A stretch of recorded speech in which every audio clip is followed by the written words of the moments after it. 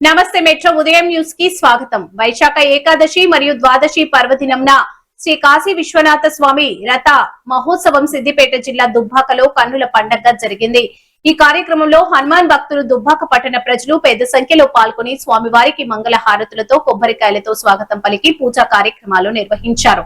ఈ సందర్భంగా ఆలయ కమిటీ అధ్యక్షులు మాట్లాడుతూ 150 సంవత్సరాల క్రితం ఈ ఆలయం వైశాఖ ఏకాదశి మరియు ద్వాదశి పర్వదినాన శ్రీ కాశీ విశ్వనాథ స్వామి ఆలయంలో 3 రోజుల పాటు ఉత్సవాలు జరుగుతాయని, అందులో భాగంగా స్వామివారి రథమును దుబ్బాక పట్టణంలో పురవీధుల గుండా తీసుకెళ్లడం జరుగుతుందని, ప్రతి సంవత్సరం లాగే ఈ సంవత్సరం కూడా స్వామివారి పూజా కార్యక్రమంలో హనుమాన్ స్వాములు ప్రజలు పెద్ద సంఖ్యలో పాల్గొన్నారని అన్నారు.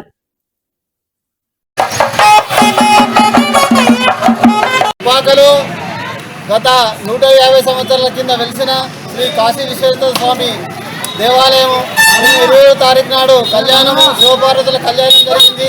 ఈరోజు రథోత్సవం జరుగుతుంది. మరి చాలా పవిత్రమైన గుడి. ఈ గుడి దాదాపు 150 సంవత్సరాల కింద వెలిసిందని చెప్పేసి ఇక్కడ ప్రజలు చెప్తుంటారు. ప్రజలు కూడా బ్రహ్మరథం భక్తులు రథంకు అంగరంగ వైభవంగా పురవీధుల గుండా ఉదయం 6 గంటలకే మొదలైంది. ప్రజలందరూ కూడా బ్రహ్మాండంగా ఈ యొక్క ఊరేగింపును ఆహ్వానిస్తున్నారు.